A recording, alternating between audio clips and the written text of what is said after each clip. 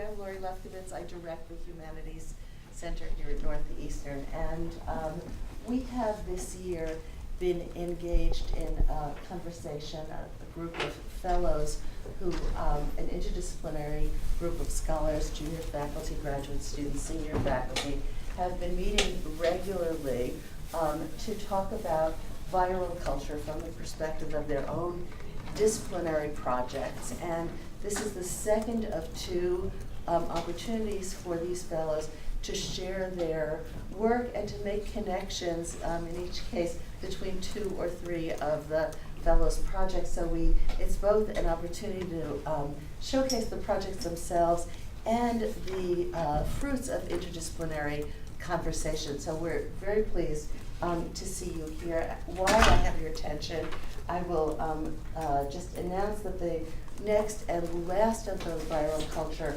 presentations will take place at this time, also on a Thursday, March 13th. Professor Nicole Aljo and Lana Cook.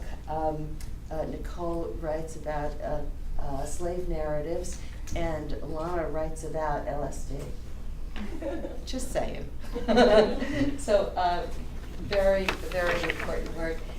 And today our subject is watching wells and tracking turbines, democratizing economies of energy. And we have two projects, both of which take and one of the things we'd like you to be thinking about is the use of the metaphor of virality and how that works. And perhaps in the discussion afterwards, we can have that conversation about the usefulness of a metaphor like virality. Viral culture came to us, we have a scientist in our group, because viruses spread, and that used to be not such a good thing. Now when people are eager to go viral, so the connotations, even what comes to mind first when one says the word viral, has shifted. There's a generation out there where you say viral, and that's not necessarily yucky. And today, the conversation is about how some of the technological mechanisms of viral culture, that is how we spread information, has been relevant and germane to issues, to two particular environmental projects. And the one, as you will hear, Professor Sara Wylie and her biography, her wonderful biography is right here in your little program. I urge you to read it. Is asking about the competition between industry's efforts to either suppress information or get out one kind of information into the world, how that competes with grassroots efforts to spread information about possible detrimental health effects of things that industry does. So we have virality used in that way. MJ Motta, who's a doctoral candidate here, and he is looking at public policy issues and how learning or diffusion spreads across states, and in particular his case study is wind, offshore wind. So without further ado, and again, please do read these biographies. I won't take time to read them to you, but these are wonderful colleagues, and the program, the Fellows Program, is a wonderful opportunity. Everybody should consider it, to have time together and just think and learn with one another. So, Sara Wylie. Thank you so much. So MJ and I are going to be giving kind of interestingly parallel presentations today that have kind of come out from where our research in fact kind of intersects to think a bit differently about how the corporate form of the oil and gas industry and the structural persistence of fossil fuels, and particularly the expanding industry in shale gas extraction, has related to building that market niche for shale gas, has related to the slowing down of green energy production and wind. And we're going to be talking about kind of the turning point of the 2005 Energy Policy Act and how it inflects in both of our case studies. And my case study is describing to you kind of how the new environmental health hazards are being produced by the way that information is managed and has been managed in the development of the shale gas industry. And I'm going to be trying to describe how the structure, particularly the oil field services industry, which is a subsection of the oil industry, how the structure of those oil field services companies is specifically linked to producing new forms of environmental risk and environmental contamination. And it's kind of a strange talk for me, because normally I would be describing what that image is, which is an image from the Gulf oil spill of tar washing up on Louisiana wetlands, made by community organizations. And that's kind of the end result of the case study that I'm going to show you today. So I'm going to be talking about the sequestration of information and how that's made it very hard to study environmental health impacts from the shale gas industry, and getting back to how it's led to my research, which is presently dealing with developing alternative infrastructures for studying the oil and gas industry. There's 3 case studies in my research that deal with different ways to study the oil and gas industry and its environmental health effects. And primarily today I'm going to be talking about the endocrine disruption exchange work, where I've been working with a small non-profit organization that built the first database of chemicals used in hydraulic fracking and their health effects, and describing to you why that is an important new form of environmental health research. And if I get time, I'll talk about these 2 other cases: Extract, which is a project I developed at MIT that developed web tools for community monitoring of the oil and gas industry, and publiclab.org, which develops low-cost, do-it-yourself tools for community-based environmental monitoring. So that's kind of a preview of the research structure that I've been interested in building and cultivating in response to trying to track health problems like the one described here. So this is a news report from the Durango Herald. And the Durango is in Colorado, and it describes the illness of an emergency room nurse, Kathy Beer, who experienced multiple organ system failures after removing the boots of an oil field worker who'd come into the emergency room experiencing lightheadedness and nausea. And the emergency room had no idea what chemicals they were dealing with as they took these boots off. Kathy had no idea that there might be a hazard to her health in his wet clothing. And 2 days later, she developed what looked like flu symptoms, and 3 days later, she was in intensive care with multiple organ system failures. And at that point, her treating doctors reached out to the company employing this worker and tried to get them to tell them what chemicals he might have had on his boots. What had she been exposed to? And they flatly refused to answer. They had to bring in lawyers to compel the company to release what chemicals were being used. And that eventually did result in her physicians finding out what chemicals she'd been exposed to, but it promptly shut down another avenue of inquiry because they weren't allowed to tell the reporters what chemicals she had been exposed to. And even more, they weren't allowed to tell the reporters what company the worker worked for. And so this set off kind of a firestorm in Durango, with people questioning, why is this, how can this possibly be the case? How can it be the case that a worker and a public health worker like a nurse can be unable to find what is causing such severe illnesses? And so really understanding that question, understanding how it eventually turned out that it was Halliburton, one of the 3 major oil field services companies that employed that worker. How is that possible? And in order to understand that, we need to look more deeply at the structure of this industry. So this is Colorado as of 2008, the same year of Kathy Beer's health crisis.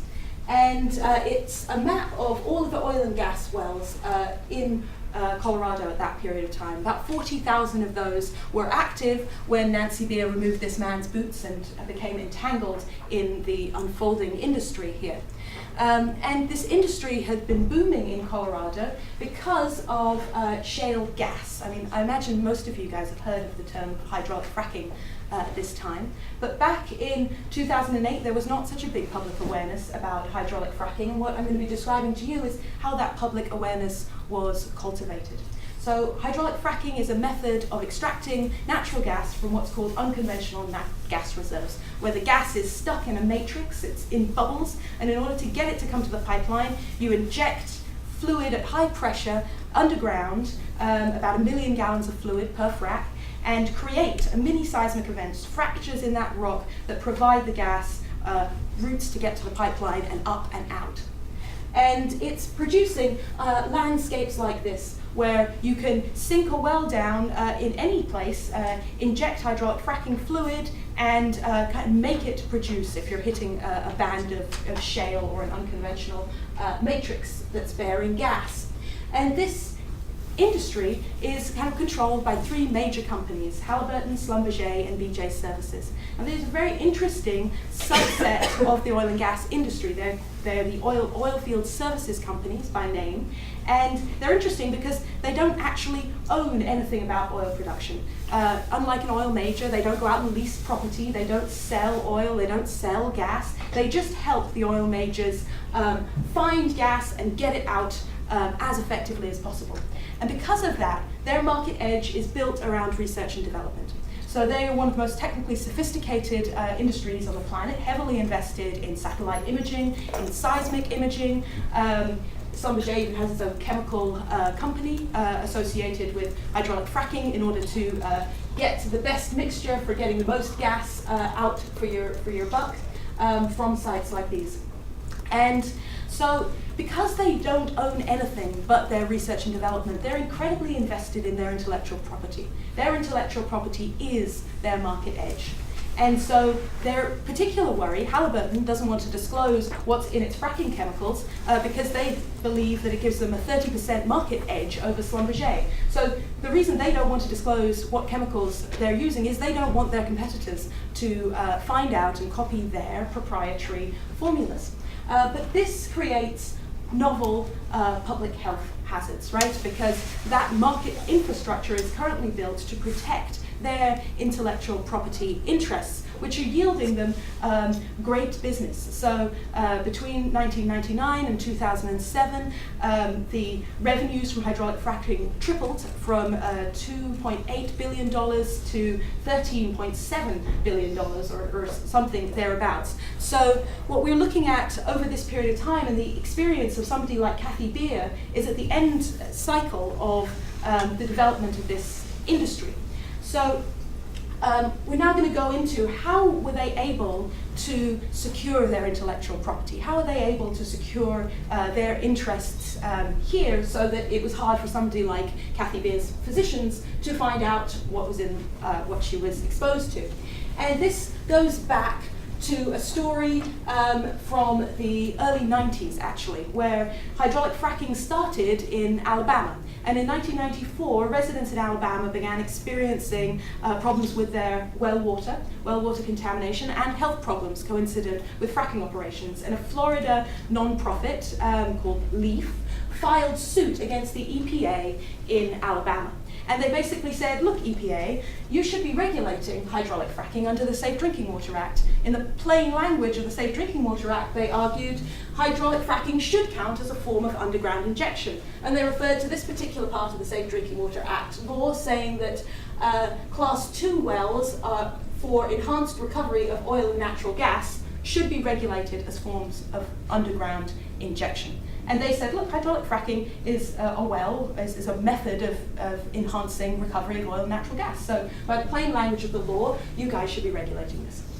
EPA disagreed and said, hydraulic fracking is not a form of underground injection.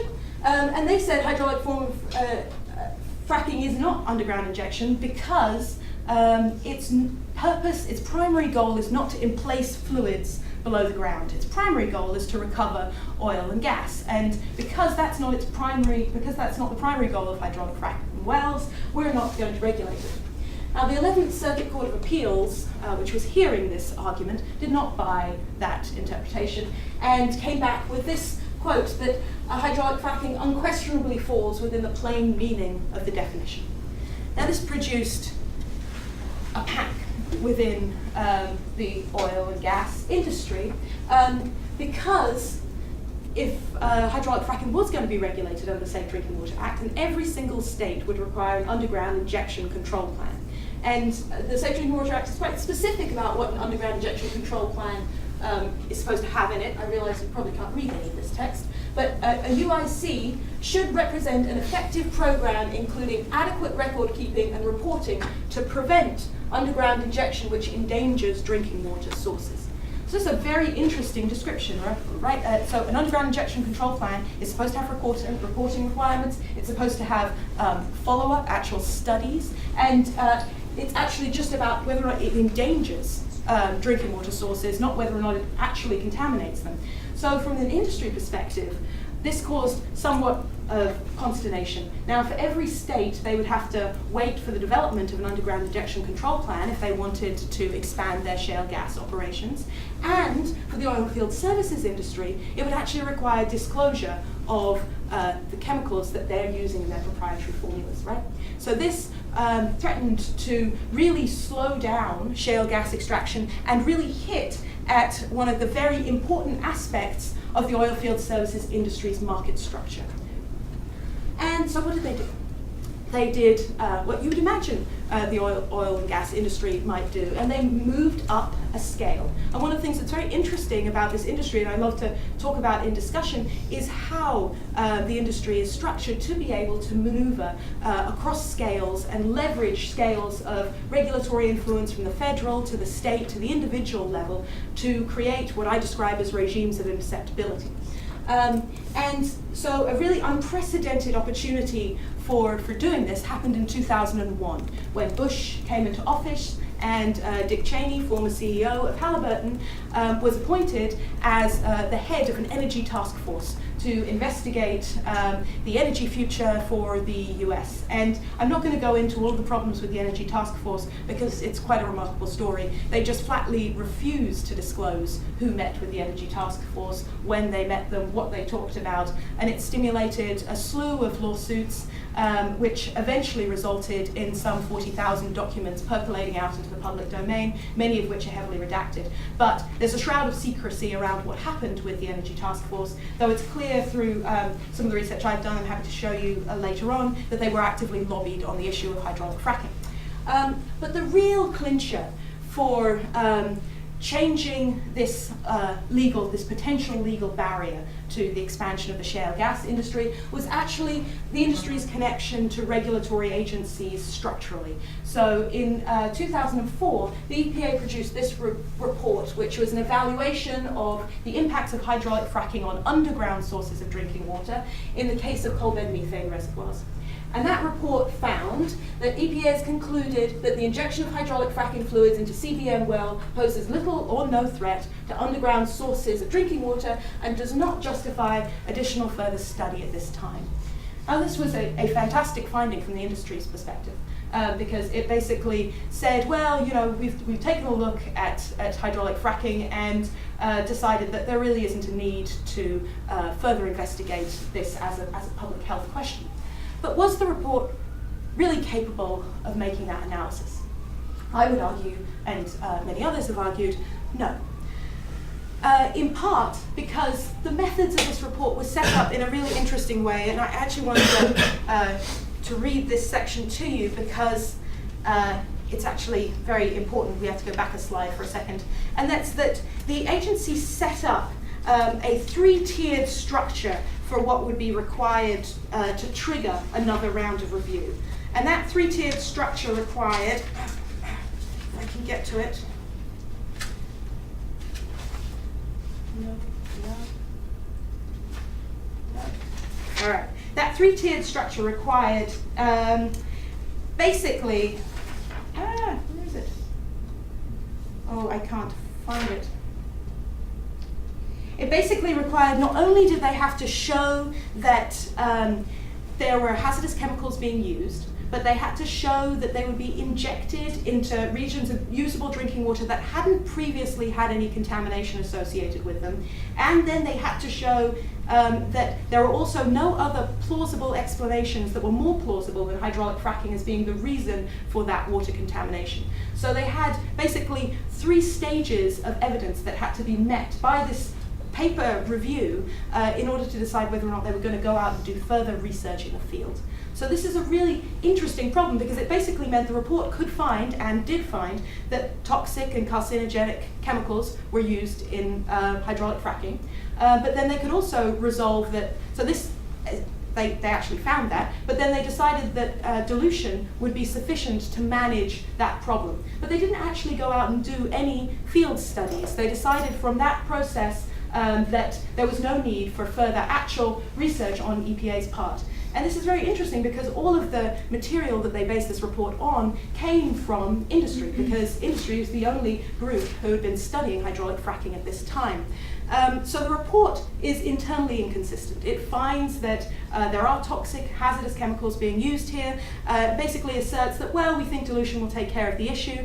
And then if you look more deeply at the review panel, who actually looked at this report, you find that 5 of 7 members of this panel had conflicts of interest by EPA's own standards, in that most of them came directly from industry. There was a member from Halliburton, there was a member from Mobil. 4 of them are directly from companies invested in hydraulic fracking. And then beyond that, they didn't have any hydrologists on the committee, nor did they have anybody who was a public health or an environmental health or a toxicologist actually looking at this data. And so in response to this report, a whistleblower stepped forward from EPA's Denver field office, Wes Wilson, shown here, and he wrote that in June of this year, EPA produced a final report pursuant to the Safe Drinking Water Act that I believe is scientifically unsound and contrary to the purposes of the law. However, a report is a report is a report, and when you've got a conclusion, it's very hard to argue with it, right? And so that report became the basis of this addition to the 2005 Energy Policy Act, which basically stated that hydraulic fracking is exempted as a form of underground injection. So underground injection of fluids or propping agents pursuant to hydraulic fracking and related to oil, gas, or geothermal production activities will not be regulated under the Safe Drinking Water Act. So this effectively meant there would be no underground injection control plans, there would be no federal level ability to review this practice. And it's from that kind of exemption that you end up creating a sort of information vacuum in which people like Kathy Beer end up finding themselves, right? So it's actually from this sphere of influence that's percolating down to the experience of a nurse removing a worker's boots, getting terribly ill, and having no way to tie that back to a company, to a chemical, or aggregate that case with other similar cases to examine this emerging, perhaps, public health problem. But, so we're now just going to switch gears quickly to the opposite side of the story.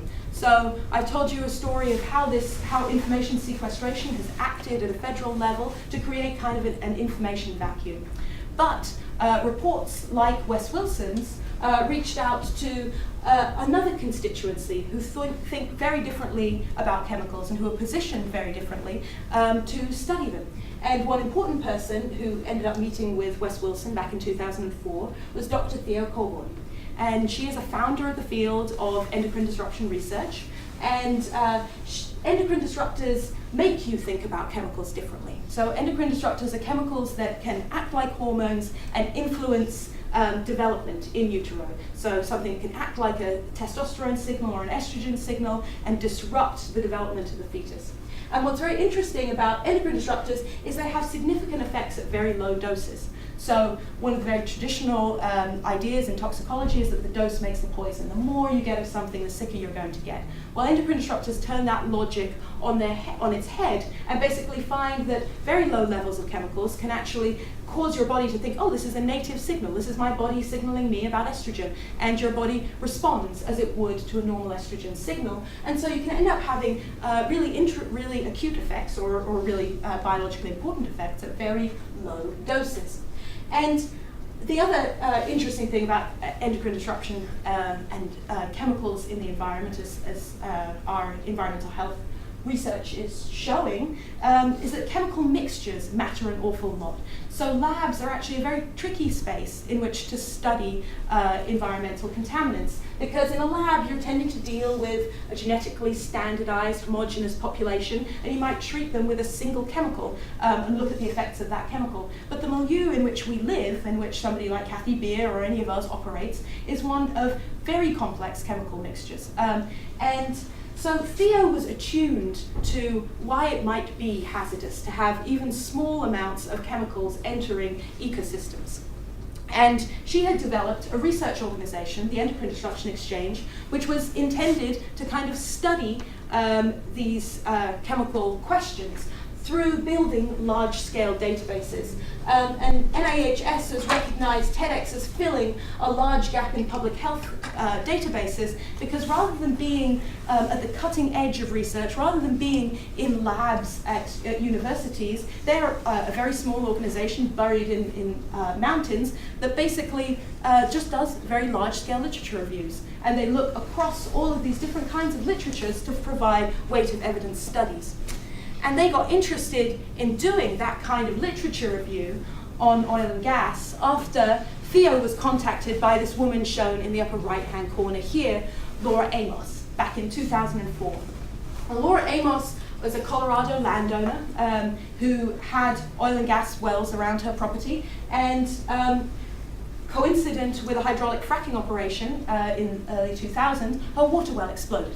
And she thought, you know, what am I going to do? I can light my water on fire. It's shot through with methane. It's goopy and grey, and so she immediately thought, you know, this is hazardous. But she had no idea that there might be chemicals associated with the contamination of her water. And so after the visually readily identifiable pollution went away, they started using it again, showering, washing in it, washing their water, washing their plates in it, and so basically, she had a whole period of time where she was being exposed to water that was potentially contaminated with fluids from hydraulic fracking. And in 2002, she developed a rare form of adrenal tumor, which she didn't think was related to hydraulic fracking until she came across a document that Theo had written. So Theo had started looking into chemicals used in hydraulic fracking and pointed out one particular chemical of concern, 2-butoxyethanol, which she found was associated with rare forms of adrenal tumor. And in reading this, Laura Amos had kind of an aha moment of thinking, could my tumor be related to chemicals used in hydraulic fracking?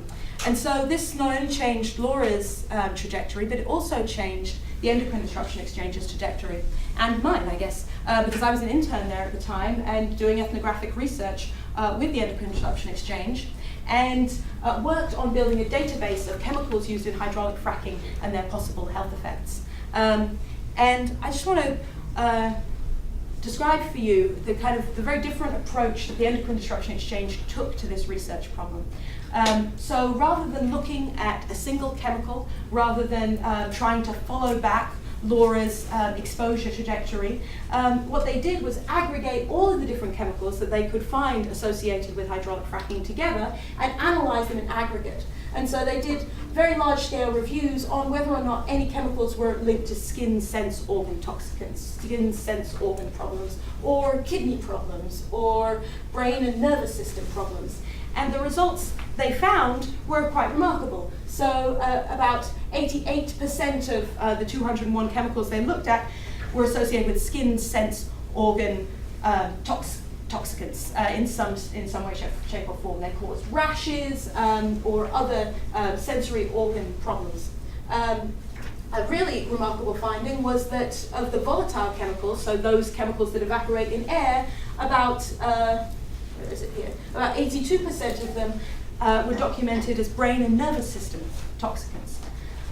So this is a really interesting way of approaching looking at an emerging public health problem, because it's trying to describe the kind of spectrum of threat that could be coming from this otherwise information vacuum, right? So the problem of what chemicals are being used, they can't actually go out and study. They can't do a study on what chemicals are found in water because they wouldn't know what to look for, right? Because the EPA doesn't have a list of what chemicals are used in hydraulic fracking. So instead of taking that approach, what they've done is tried to show what possible harms could relate from this industrial practice and what barriers there are to actually doing a thorough scientific study. So they also looked at, how many of the chemical products used in fracking could we find full disclosure for, and they found that only, this is the next slide. They found that, for instance, 86% of the chemicals had between 4 and 14 health effects associated with them, which is a very strange way of looking at chemicals. Most of the time you would look at a specific chemical, but this is saying in aggregate we should be concerned because there's such a panoply of health effects possibly associated with this issue. And so then they began publishing their work and describing it as a project that's designed to explore the health effects of products and chemicals used in fracking and the recovery of natural gas. It provides a glimpse at the pattern of possible health hazards. So in a way, what they were generating was a map within which that they could start to look into this space that had been walled off from public inquiry, saying what health effects might you expect to find in a community like that of Laura Amos's. And then, this is what I was talking about earlier, why is it hard to find those answers? So they looked at how much is actually disclosed about these chemicals. So they looked at 246 different chemicals used in natural gas production in Colorado and found that only 6% of them had complete disclosure. So what they did was build grounds for demanding full disclosure of our watersheds, of generating grounds for full disclosure of chemicals to protect our watersheds and public health, as proper monitoring of air and water cannot be designed without knowing what to look for, right? So what they've effectively building here is an argument against this federal level exemption and arguing for disclosure. And we're beginning to see the results of that work now. So we now have some voluntary disclosure in some states. And the TEDx database is important in general to thinking about environmental health research differently, because what it's doing is supporting hypothesis generation and basically stimulating further research, as we'll see. It's considering the practice holistically, so it's not selecting a single health problem or a single chemical, and it's focusing on emerging health hazards. And in a very interesting way, it's supporting popular epidemiology. So it enables, and one of the things that I've tracked in my research is how community groups will say, oh, I thought that my asthma was due to the change in air quality that we've had since the hydraulic fracking boom here, but I didn't think that my kids' kidney problems might be related. I didn't think that the cancers I'm seeing in my livestock might be related. Mm-hmm. So it acted as a way for communities to begin to network together different health experiences that they were having. So the results of the TEDx database work have been quite remarkable. They've helped produce a lot of legislative attention to the question. Waxman, Markey, and DeGette, congresspeople, have organized to investigate the health effects of chemicals used in fracking fluids. It was actually reading over the Endocrine Disruption Exchange's material that helped provoke Josh Fox to start his award-winning documentary Gaslands, which traveled across the country and looked at communities living amidst shale gas extraction. And very interestingly, it actually triggered the EPA's ability to take another look at hydraulic fracking. So because in TEDx's list, they found chemicals that were listed as Superfund criteria pollution that required further and deeper review. And EPA actually in 2009 in Wyoming did a review of TEDx's database and confirmed these chemicals of concern as possible issues. And it helped them to go and look and do the first field studies in Wyoming, where they looked at the watershed under Pavilion, under an area called Pavilion in Wyoming, and found that there were actually breakdown products of the very chemical that Theo had been concerned about initially, 2-butoxyethanol, in that watershed. So the work of the Endocrine Disruption Exchange really helped to unsettle the work that was being done at a federal level to help build a market niche for shale gas extraction. And I'm going to wrap up now, but I would love to chat further in our discussions about the development of other alternative ways of studying this industry, in part because, returning to Laura Amos, despite the fact that we have now a very large amount of public awareness about hydraulic fracking, it's become a household word, recent studies show, there's been very little change on the surface. And in fact, for people like Laura Amos, there's actually even fewer options now. So Laura could not prove conclusively that her adrenal tumor was related to exposure during hydraulic fracking. And even though she could prove through a 2-year discovery process that the chemical had at least been used in the well that was implicated in the explosion of her water well, and because of that, she had to settle out of court. And that out of court settlement came with a non-disclosure agreement. So she is no longer allowed to speak publicly about her experience.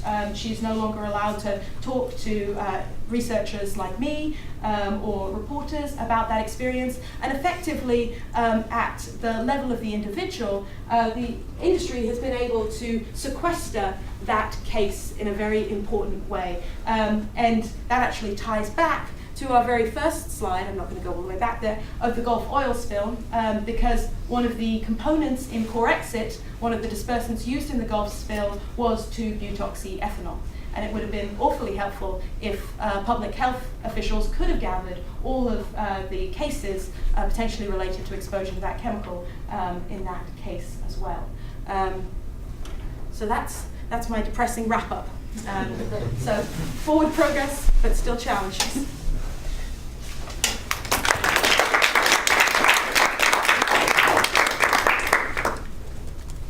MJ, it's yours. Watch me try it.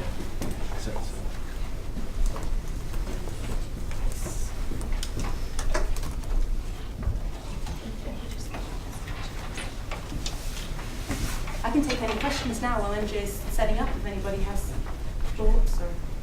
So just a specific detailed question on the nurse. Were they able to attribute her symptoms to specific chemicals? Yeah. So and it turned out the chemical she had been exposed to had exactly this kind of etiology, that there was delayed symptoms following exposure. And the law under which the companies can protect their intellectual property is the Toxic Substance Control Act? No, there's no...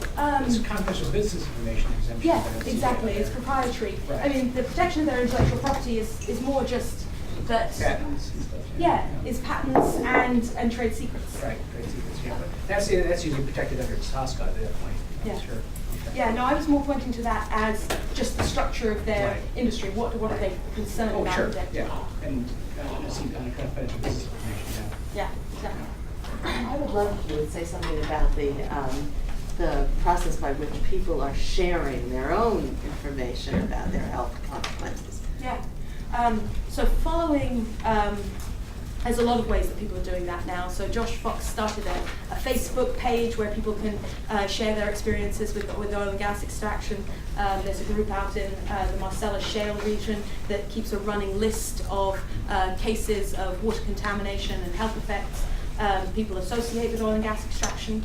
And while I was at MIT, we built a web tool called WellWatch, where we tried to aggregate data from 5 different states and create a wiki interface so people could upload their stories, share their health issues.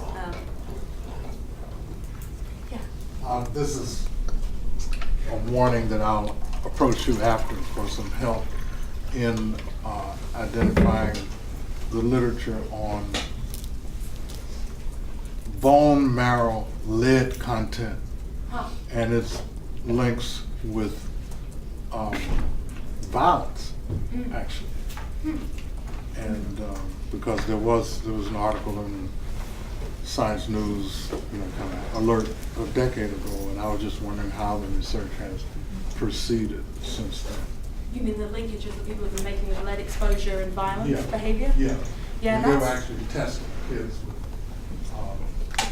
extracting bone marrow, Yeah. measuring the lead, and the kids with violent records, otherwise matched, had 11 times the bone marrow lead content as the ones who did not have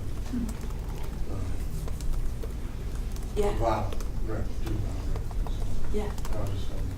Yeah, I mean, it's not my area of expertise, but it's exactly the kind of question that we're not, our health infrastructure really isn't designed to study and capture very well at the present. Hello, my name's MJ Motta. I'm a PhD candidate in the Law and Public Policy program. And first, I just wanted to mention that the program that we're in, the fellowship program, it's really interesting because when Sara and I first started talking, I think we paired up because she was covering natural gas and I was covering offshore wind energy. Seemed obvious. But then as we talked, we realized we were using different language, but we were really talking about very similar processes. So as you listen, if you could see some synergies between what we're talking about that we can then talk about in discussion. Also, the whole viral analogy. I know I've struggled with it. Sometimes I think it fits, sometimes it doesn't, so maybe we can talk about that towards the end of the program. So, as I said, I'm looking at offshore wind energy, and specifically the implementation in Massachusetts. It's part of a larger project, my dissertation, where I'm looking at similar processes in different states. But Massachusetts is really my primary concern because it was the first to seek and receive federal approval. And it may still be the first to actually have installed turbines because we don't have commercial scale offshore wind capacity in the United States yet. So Massachusetts may still be first. Texas might beat them. They're trying to beat them, but we'll see. So my goal today is I want to first discuss kind of the framework of what I'm looking at, because what I'm doing kind of fits in a literature in the public policy realm, but it doesn't fit that neatly, so I want to explain that first, and then I want to tell a few stories from the interviews that I've gathered in, from the process that I've kind of sought out. And as y'all see, I think you'll see how significant the role of industry is. But the role of industry is a little bit different in my process than in Sara's, as I hope at least you'll see. So first I want to explain my name, the name of the talk, Powering and Puzzling, which I like the way it flows off the tongue, but I didn't just pick it for that. Because, that worked. This is my first time using Prezi. I'm used to PowerPoint, so if I get scared or something, okay. So, I'm sure we're all familiar with the common definition of public policy making, of politics, about the distribution of power, right? So who gets what, how they get it, when they get it, why they get it. That's kind of the standard definition, and rightly so, because all policies, that's what they do. They distribute power between people and organizations. But wrapped up in that is puzzling, right? So what I mean by that is, if we can talk about the Founding Fathers just for a brief second, they were of course concerned with power. They were taking power from one country and bringing it to their new country, dividing it up between the states and the federal government, dividing it up between different levels of government. But at the same time they were doing this, they were also looking into policy models elsewhere to try to draw lessons from. So they looked at the Magna Carta to get a sense of which rights should be adopted here. They looked to ancient Greece to see how they created their democracy and how that proceeded. So from the onset, these things have been intertwined with each other. Power and puzzling. But, so on the top is a famous quote, and everyone who writes about policy learning, about puzzling, usually leads with this quote. So I'm going to copy them and also use this quote. It appeared in a dissent in a Supreme Court opinion. And it's pretty idealistic, right? It presents this idea, as if there are 50 laboratories and every state's publishing the results and people are reading those results and everyone is sharing information and best practices are diffusing all over the place. But it's risky, hence the blackjack picture. It's risky because just like best practices can travel from one state to another, so can worst practices, right? So that's why I think this is important. I think it's important to study the learning processes of people as they implement policy. Because ultimately, my goal, and I think the goal of the policy learning literature, is to improve efficacy. Because if we can get as close to this as possible, we're better off. And we do have 50 examples. In all the states, they're under the same constitutional system. They have comparable governance structures. So it's there. It should be possible to learn from each other. But we don't quite know enough until I publish my dissertation. Just kidding. We don't yet know enough about this. So what's the risk? Well, the risk is, like I said, that worst practices, bad practices can diffuse. This is further complicated by particular, I'm not going to point fingers, but amendments to bills that withdraw funding from the National Science Foundation for studies on political science unless the director of the NSF provides a reason in writing saying how that project is connected directly to either national security or economic development. Of course, you could probably tie anything to one of those two things. But the fact that it's so vague makes it really difficult, I imagine, for the director to decide what gets funded and what doesn't. What can I justify better? And it might actually make them scared to fund a project, because what if the powers that be disagree with their assessment? So in the absence of research looking at policy learning, it creates this vacuum of knowledge, kind of like what Sara was talking about, that allows things to exist and look a lot like academic research. This is the American Petroleum Institute's, part of it's cut off, but Policy and Economic Studies, right? Sounds like a public policy journal, even though it's written by a trade association. And they write, I knew I was going to turn those. And they write articles like Restoring Natural Resources, Legal Background and Economic Analysis. Sounds like something I would do. Sounds like something a lot of people in public policy would do. But it's not. It's something that a trade association has done, that people in states actually look to and read these, and they may or may not know the source, but it actually has an effect on policy. So that's why I'm in this, because I think we can do a better job of spreading this information and hopefully diffusing better policies. So here's just another example. Are we running out of oil? And of course they conclude we're not. That there's a ton of it, and however, there is a danger that attempts by the government to address the non-problem of resource exhaustion will distract from or even aggravate the challenge of removing barriers to supply development. So they do this objective study and just happen to come to the conclusion, yeah, government should just leave it as is, right? And then they conduct surveys, but they pick and choose, right? So it's interesting that the oil spills in US navigable waters, they've done surveys from 1997 to 2006. 3 of the worst 10 oil spills in the United States happened after 2006. So it's interesting that they never conducted the survey after 2006. Yet these surveys, they continue to do until 2012. So it's not like this was just a website that somebody forgot about. They're actively deciding not to research these things, which is all the more reason for objective researchers to be involved. So back to Massachusetts. I talked about power and puzzling and how they're intertwined with each other. That presents a challenge, because how do you know what resulted from learning, and how do you know it didn't result from something else?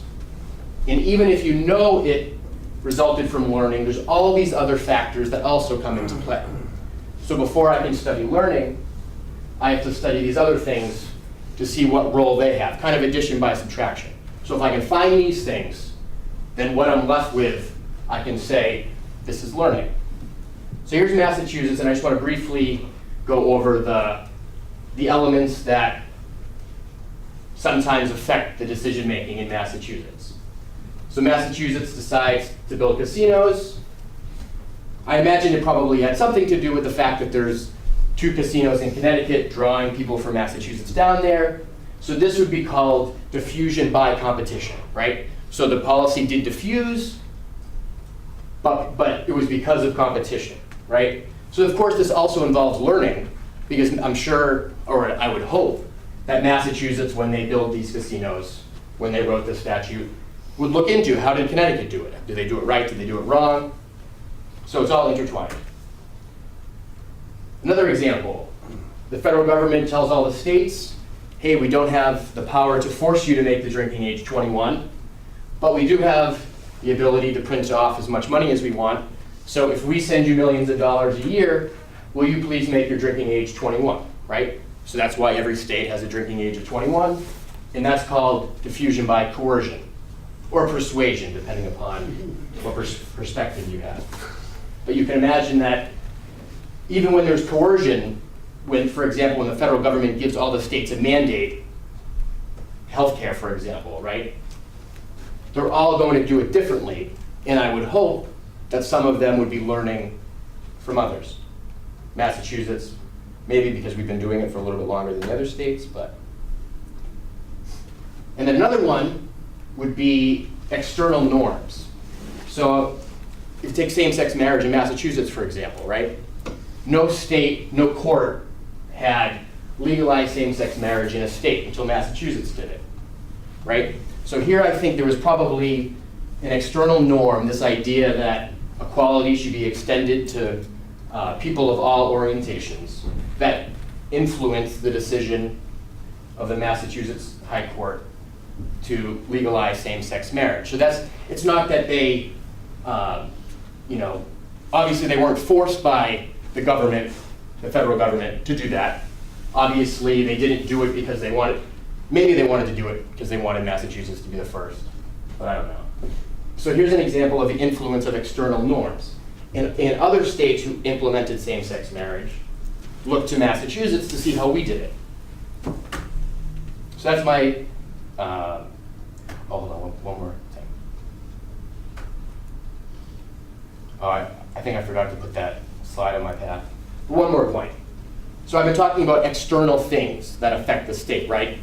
Competition from other states, coercion from the federal government.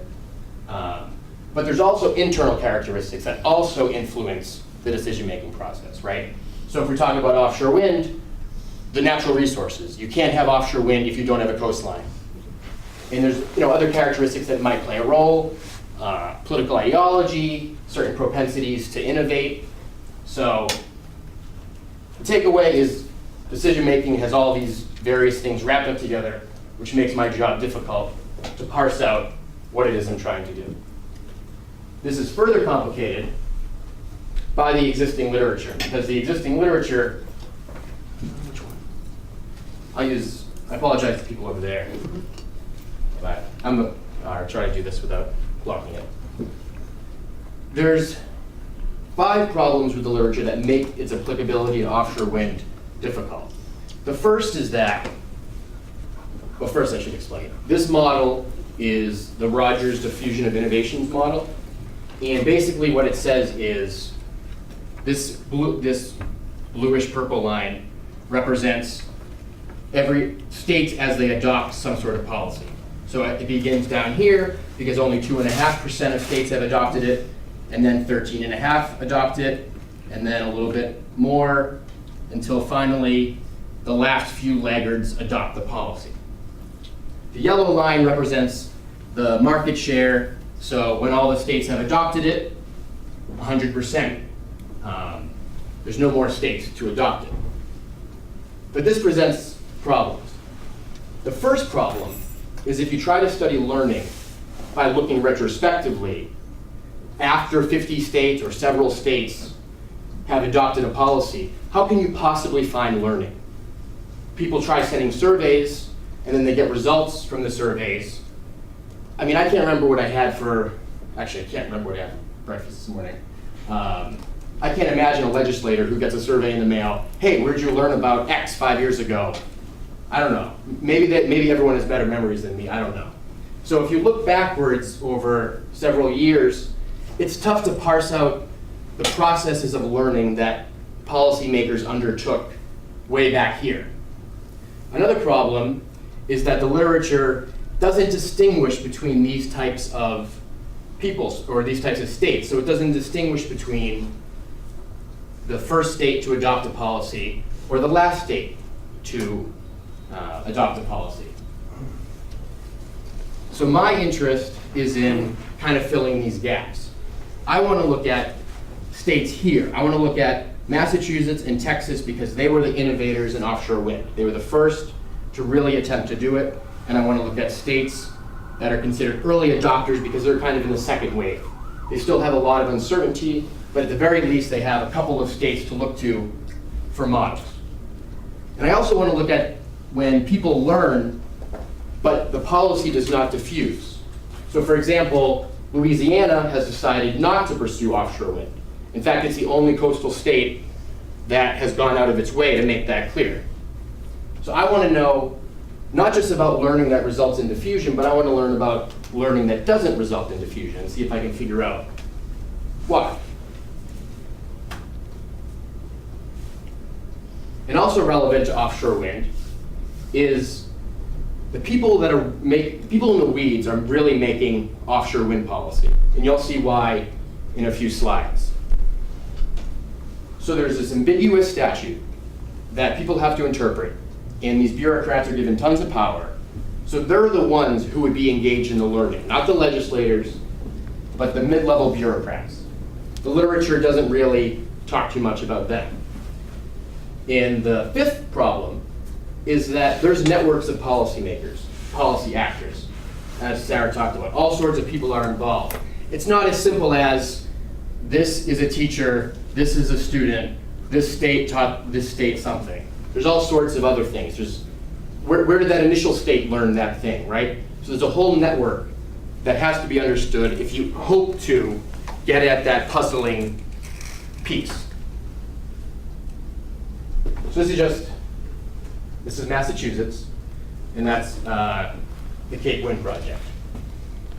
So my goal was to figure out the mechanisms of learning, that is the day-by-day steps that actual people undertook to learn about this policy. So here is that ambiguous statute I talked about. So in 1997, Massachusetts decides to deregulate the electricity market, which allows people to come in and try to create their own utility rather than Massachusetts picking who would be providing. And they also create this Renewable Energy Trust Fund, which has tons of money, and the Massachusetts Technology Collaborative, this is actually what they're told. There's a little bit more detail, but really not much more than this. They're saying, hey, here's some money, we want you to spend the money, and we want you to generate the minimum economic,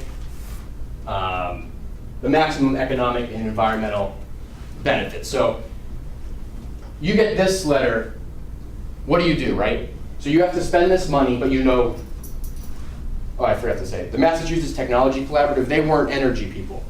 They were technology people who had been around for a while, had a reputation for working collaboratively, hence the name, with all sorts of people. So the legislature thought that they'd be the perfect fit for this. So these folks are given this task, and so they have to figure out, okay, what do we do? So the first thing, I should have moved that up. So MTC, they're the ones who were given the fund, given the power. The first thing they do is they talk to consultants up here, and they say, hey, what types of renewable energy can Massachusetts produce?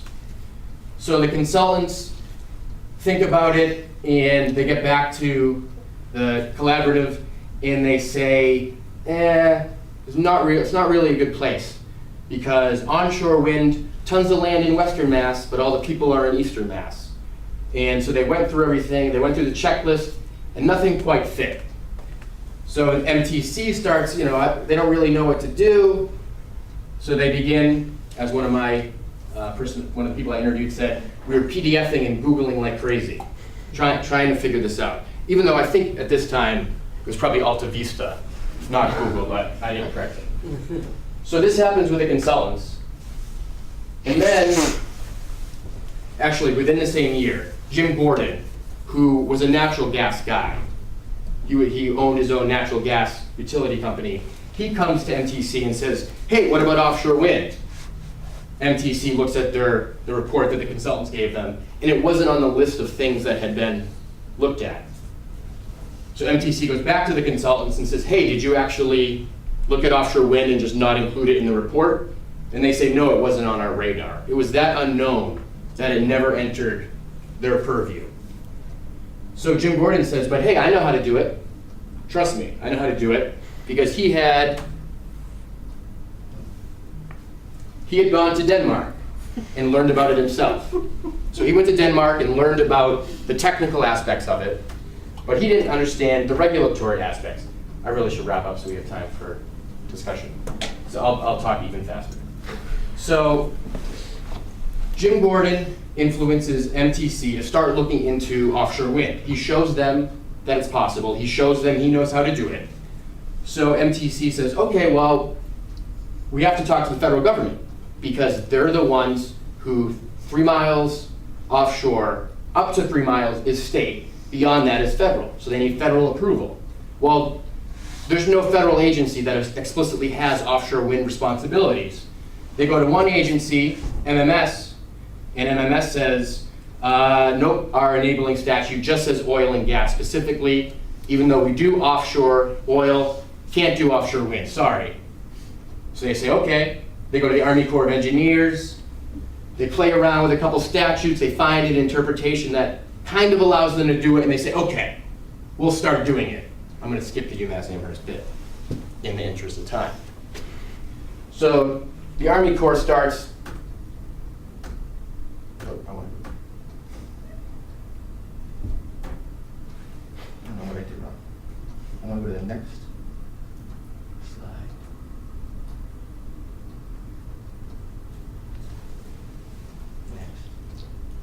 Next. Okay, good. So as soon as this starts happening, as soon as the ball gets rolling, this is where the opposition starts coming in. The people on the Cape who do not want offshore wind. I'm not sure how clear this is. I took a Cape wind, well, it was an independent study that showed what it would look like off the beach in, I think it was Yarmouth. So you can see kind of these faint turbines, or hopefully you can see these faint turbines. Saved Nantucket Sound, who was the main opposition group, they came out with this one, even though you can't really find out who did this analysis. But you can see how they each present very different pictures of what Cape wind would actually look like. There's another thing that they distributed, which shows the height of a turbine compared to Statue of Liberty, the Washington Monument, no, I guess it's Bunker Hill Monument, the Pilgrim Monument, I don't know what that is. But of course this ignores, was that? B-Town. Okay. So of course this ignores the fact that this turbine is 5 miles out, right? So, but that's what they do. So, so this is a quote that I was given from, her job was to help facilitate the public process that followed the outcry on the previous slides. So the state realized pretty quickly, okay, we have this private guy, it's in the papers, it looks, there was no bidding process, so we really have to get a public process going. So they really did. They really advertised it, tried to get people on board.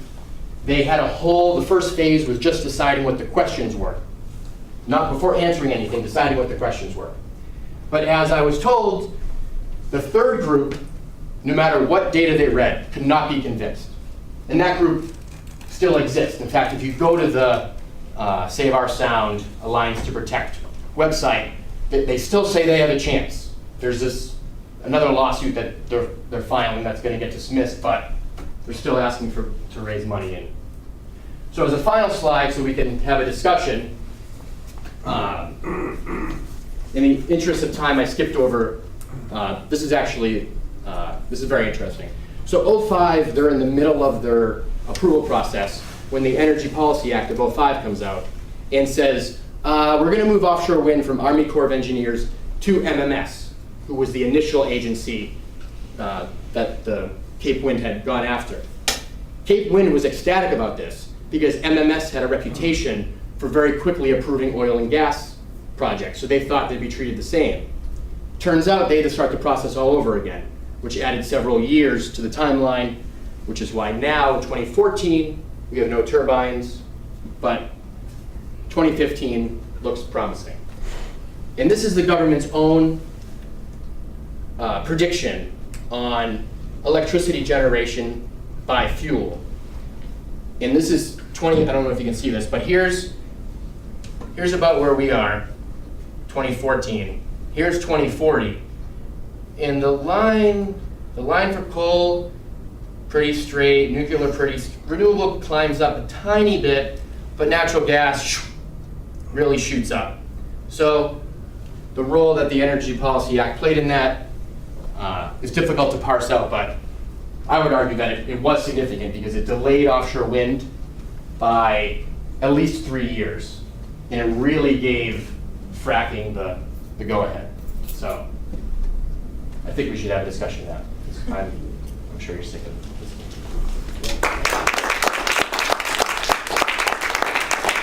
I mean, obviously, I know a little bit about what you're doing. So Massachusetts sort of learns sort of almost serendipitously about onshore. So then, as an early adopter, what roles Massachusetts policymakers, the mid-level folks especially, play in the diffusion of their knowledge outside of Massachusetts to other states? Oh, yeah. Or are other people calling them up, or are they basically just doing it on their own? There's a lot of calling up. In fact, Texas even called, well, actually Texas didn't call policymakers in Massachusetts. They called Jim Gordon in Massachusetts to find out how to do it. But Rhode Island is very interested in the Massachusetts process. But I also think because the Massachusetts process was so public, that so much of it is already known, that I don't think any state feels it 100% necessary to talk to Massachusetts. But most signaled at least there was some sort of conversation. A lot of it has to do less with, I have a question, I want you to teach me something, and more to do, how can we collaborate on this? How can we, for example, Rhode Island and Massachusetts want to cooperate on certain types of market mechanisms so that both states can have offshore wind without having redundant companies making redundant technologies. So, but Massachusetts is definitely teaching to some degree. Now, to flip it around, the opponents of Cape Wind, are they being consulted by potential opponents of other offshore? Well, or is it just a one-off given the nature of what's going on here? there has yet to be an opposition in another state with the tenacity of opposition here. So I'm not really sure. For example, the Block Island project is not very contested because the people on the island really want it because they need the energy. So there isn't that type of opposition. So I'm not sure there is a comparable group that would learn from that. Oh, but I should also point out that the opposition was only partly local. The opposition, for the most part, consisted of the same folks that were involved in Energy Policy Act of 2005. The Koch brothers played a very powerful role here in the opposition. They have a house on the vineyards? I think they actually do. I almost think somebody told me that they bought a house Or they bought so they can make their argument stronger. Ah. I forget exactly. Was the opposition, particularly the large donors to the opposition Oh, yes. groups, were they people who had interest in other forms of energy? Oh, sure. Oil and gas. I think a lot of it had to do with the fact that it's kind of a similar thing where in Massachusetts, when we legalized same-sex marriage, the opponents were particularly vicious here because they thought if we stopped it here, they could intimidate other states from doing the same thing. So I think it was kind of the same thing where people were opposed. People came here to oppose it, not so much because they opposed this particular project, but because they opposed an industry that might challenge their own. So both of you presented interesting takes on new forms of energy, their effects. Both of them have potential effects on the environment, one for bad, one potentially for good. Both of them have sort of states on one side and grassroots on the other, but it seems like they're the opposite.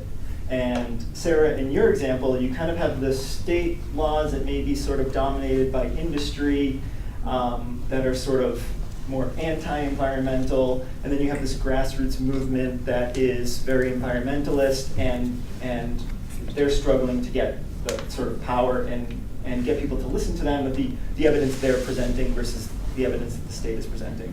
The one thing I would counter in that characterization of it is that it's actually very health related. Yeah. So Theo's not necessarily categorized herself as an Okay. environmentalist. So okay. It doesn't actually. I'm sort of just trying to say, like, one's sort of good and one is sort of bad. Yeah. And in MJ, in your situation, you have sort of the state, and sort of what seems to be going forward is sort of the good, the renewable energy, the less environmental impact. I would assume less of a health impact, and the grassroots is sort of the oil industry and the people who are presenting sort of a distorting propaganda of these are what, this is what the windmills are going to look like. So maybe you can both kind of talk about how to sort of reconcile this, where you have a government that is trying to make regulations, and in one case, you have it's the how do you reconcile, like, if everybody's sort of presenting their own propaganda. In one situation, the grassroots is lobbyists, in the other situation, the grassroots is people, and one, the state is lobbyists, the other, the state. How do you sort of? Well, I think where we're thinking of going with this case study is trying to pull together the narratives to think about the way that shale gas has been cultivated as an industry, as the bridge fuel to alternative energies, and there's a whole other sort of trajectory of political machination around that ties to universities, and that has a much sort of longer trajectory about that, making that argument. So the present Energy Secretary, Ernst Moniz, comes from MIT via Schlumberger initially, and has been promoting for a very long time the idea that natural gas would be the bridge fuel to a low carbon economy. And so a lot of where I'm interested in going is sort of looking at how information has been managed to not prevent wind development but slow it down long enough that shale really creates a market for itself and really creates, so one of the reasons that Louisiana, for instance, we're sort of looking at is not interested in natural gas is because they are getting the liquid natural gas terminals for the export industry around natural gas. So They're not looking at wind. Oh yeah, they're not looking at wind. Yeah. So so part of that, they are kind of invested within the natural gas industry, and the sort of buying time of slowing down wind is building up infrastructure that supports the persistence of natural gas, infrastructure like large export terminals, so we can build a big export market for natural gas from the US, and infrastructure like natural gas burning power plants.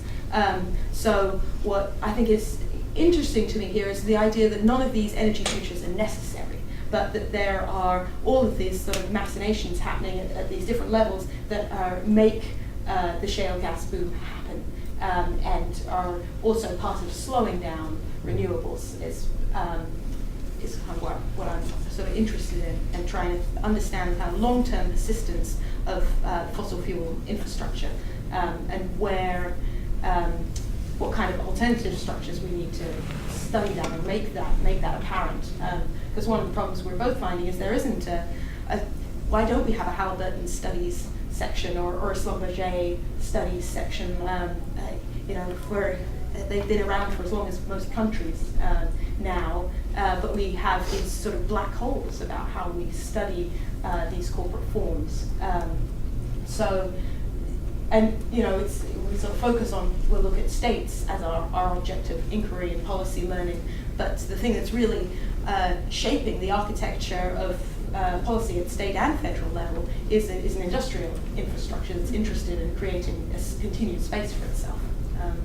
I think I think the difference in, so for example, the Massachusetts statute granted so much discretion that it basically created a policy network where it said, you folks are going to have all sorts of discretion, which immediately draws all sorts of parties because they know that that administrative agency has the flexibility to do almost whatever it wants. Whereas in the case of fracking, the Energy Policy Act, basically stymies the growth of any network, which is why Sara and others are trying to build one. So I mean, I'm also, maybe that's because of my paradigm, but I tend to look at the statutes as really being critical to the development of, like what you said, grassroots here being opposed and grassroots there really having a tough time publicizing what it is that they're trying to oppose.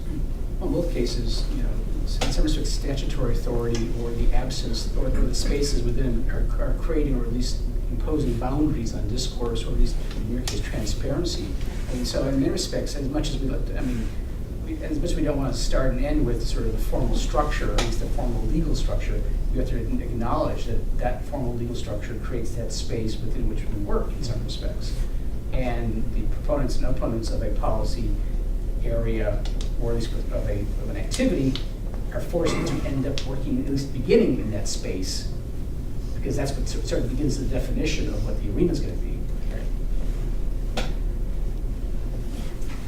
Yeah, I wanted to try and bring the viral theme into things. There's this book called Contract and Contagion it's a very unpleasant read. It's a philosophical book. But it brings up the hypothesis that capitalism is characterized by the need for contracts, contractual sort of things, so that relations become ordered and people can't self-replicate or become unruly in their relations. And so these sort of binding contracts order those things so they can't be otherwise be viral or contagious or whatever. And I wasn't always convinced of that until your case studies came up, and it seems like, and I wonder if you guys could comment on the idea that the contract is sort of the technology or apparatus of control for controlling certain relations so that they either replicate a certain thing or fundamentally don't replicate a certain thing to sort of control what might be called contagion or unruliness or something like that. Yeah, I mean, certainly in the case of individual scale gag orders, I mean, that's the specific utility of a non-disclosure agreement in that case, is to prevent the spread of that story. And the idea that people are entering into those contracts on equal terms, or that you're having a negotiation between equal parties resulting in that contract, is one of the real tricks here. It's hard to say when you're a landowner that you've lost your property value and you're worried about your kids' safety, that you really have an option about whether or not you're going to settle out of court when we don't have a scientific system capable of proving your case, or a structure for recognizing your harm. So yeah, I think particularly at that individual level, contracts are very important, but they're also really important as sort of the structure of the oil and gas industry as it operates. The oil field services industry, its relationship to oil majors, relationship to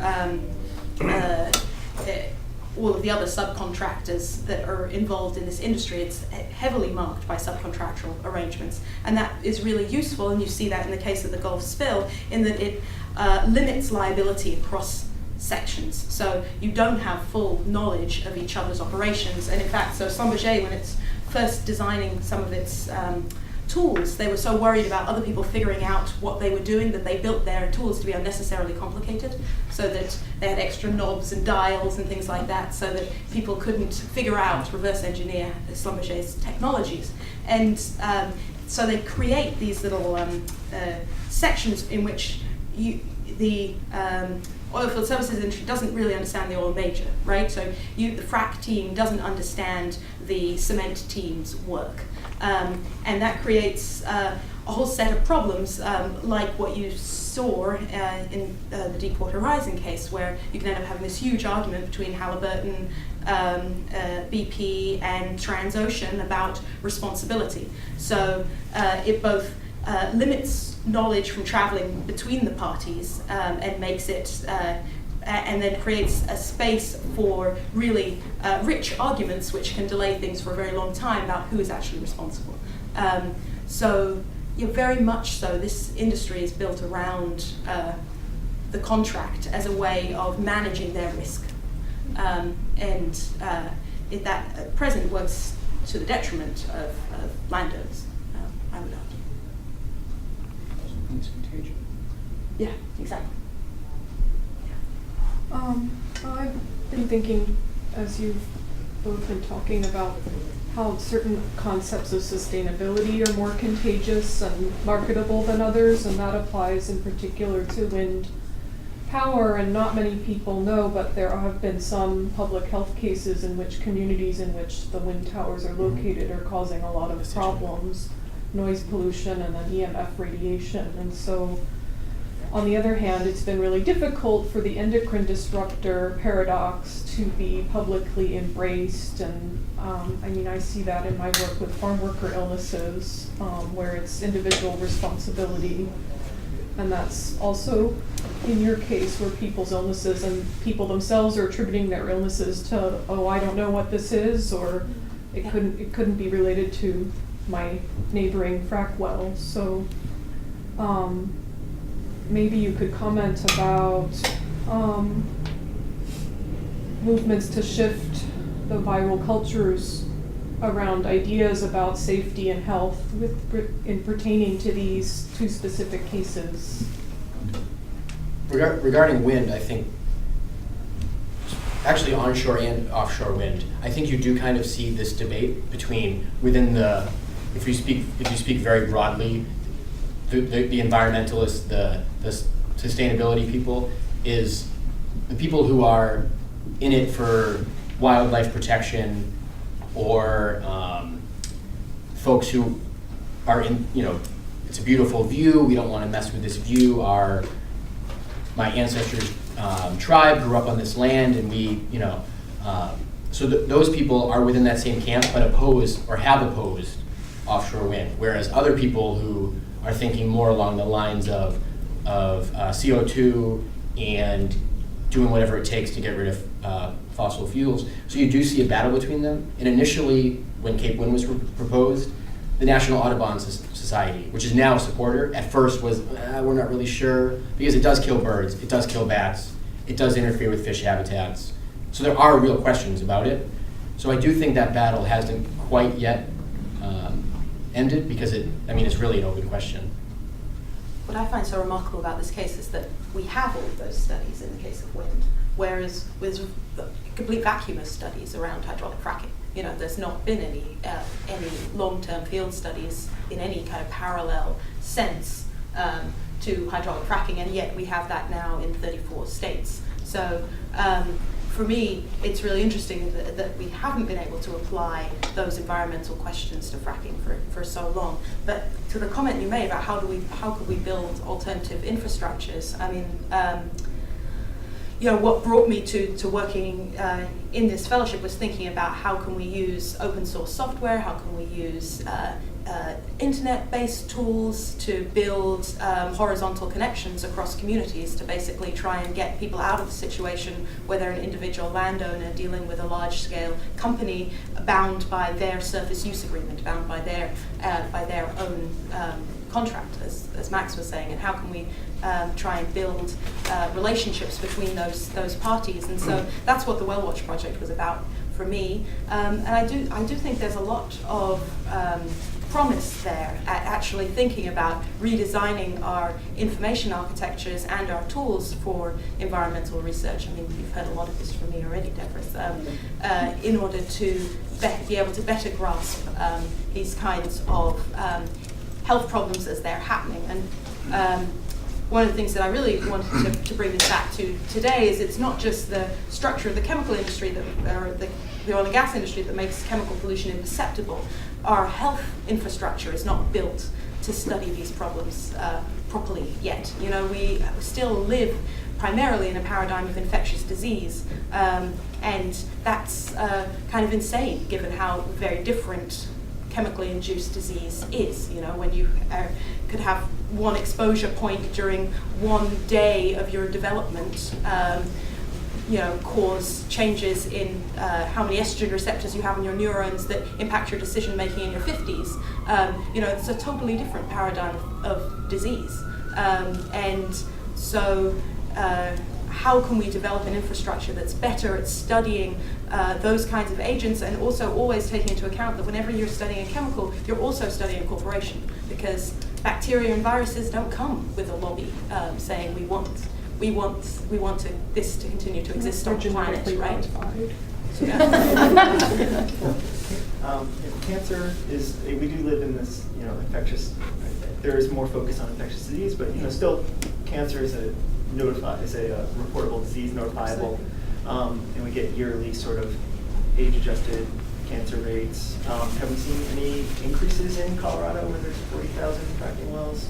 I mean, that's one of the very tricky questions too, is how would you do an epidemiological study around hydraulic fracking? And in fact, one of the biggest arguments that TEDx got in while they were developing their database was with epidemiologists who were very concerned that if you release this data, you're going to influence the population.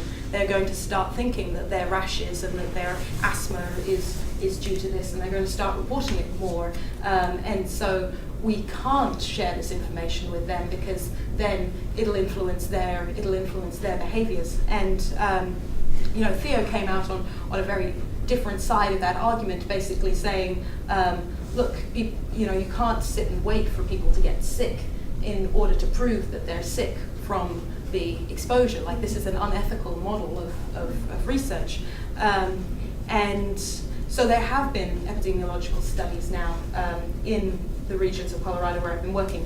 And it's very tricky, because they've done things like do a study by zip code, and they take everybody in that zip code. They don't take just the people who are heavily exposed to the industry or not. And there's basically limitations on the kind of data that they're gathering that make it actually very hard to see a signal. In particular, workers who are bound by very tricky contracts are very, very hard to study as a population. And they're the group of people who we would really want to be able to document their health impacts. But as I was told by an ex-Halliburton worker who had taken a job in a bed and breakfast where I was working, that she had signed a contract with Halliburton saying she wouldn't go to any emergency rooms. So if there were any problems after an explosion that happened in the factory she was working in. And so in that case, you're not even getting these people to filter into the public health system in the first place to ever even get recorded. So what are they supposed to do if they They go to the Halliburton Medical Services. In-house. Phil, you have a question? The cancer Company registry town. wouldn't work because the latency is too long. Well, It's that's- that's the just other very reason. recent exposures. Yeah, so when year did you say this started? The fracking, like in Colorado, what year? It's 2006? it's been going, no. It's been going on since the 90s in some So- areas of Colorado. I mean, like 20 years, it's... You might be seeing some now, Yeah, but it's very hard to make change in a time cycle that actually matters to a person like Laura Amos, and so that's been the kind of focus. I was sort of just asking in like a general sense. I would expect, eventually I would think we would probably see a rise in these endocrine-related cancers. Well, endocrine disruption doesn't necessarily result in endocrine-related or cancers. which was the tumor? That was a adrenal tumor. Yeah. So you might, and that's what's especially these really rare cancers. I mean, it doesn't take that much to create a signal in something that's very rare. Especially given that there's already possibly been one case in this subdivision. But one of the very interesting things that's happened with subdivisions where you have oil and gas extraction, like Laura Amos's subdivision, is lots of people got sick with lots of different reasons, for lots of different things. One person had acute neurological symptoms and died recently. Other people had to buy out their homes and move. Sorry, I should stop talking about this. But it's basically very hard to reconnect all of those people, which is another struggle. So, I mean, I keep asking about this because I think it's a really interesting problem from my point of view as a biostatistician who's interested in sort of cancer, spread of cancer, cancer rates. We rarely have a known exposure that starts at a single point. So it's tough to study like latencies and try and model like what the latency of a cancer might be, and because we know it takes time to develop, and usually we don't have that exposure point if somebody just presents with skin cancer or somebody just presents with lung cancer. We don't know their exposure. There have been only a few cases throughout history, really, where people sort of were able to say, like, this was the exposure. And the most obvious one is the atomic bomb drops in Hiroshima and Nagasaki. You know, it was a clear-cut exposure, and we can sort of model the people that were exposed and track, and you see like leukemia rates over time do rise, and it doesn't just happen the next day, it happens over 20 years, and so you can actually sort of get a sense of how long it may take to develop, to be diagnosed with cancer, sort of this incubation period when you have a known exposure. So this could be a really interesting example, is, you know when the hydraulic fracking started.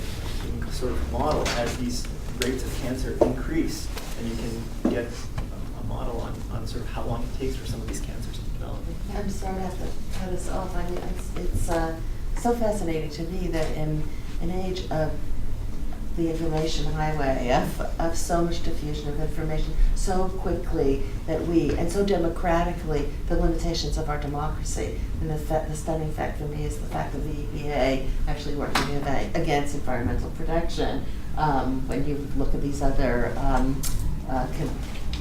convergences of power. So it's absolutely fascinating. I want to encourage everybody to please come to the third presentation on March 13th. And also I would like to announce that this Viral Fellows group is planning a final public event, a program where we will have an outside keynote speaker that will be talking about the larger question of interdisciplinary collaboration in the university, humanities centers, and other organizations within universities that enable interdisciplinary collaborations, what the challenges of such collaborations are, what the advantages are, what the mechanisms are. And then this group of fellows will be presenting the website that will be the outcome of their work together, which should be a really wonderful thing to see. So, and that will be on Thursday, April 3rd. So mark your calendar, save Thursday, April 3rd for that occasion. And thank you both, just so interesting.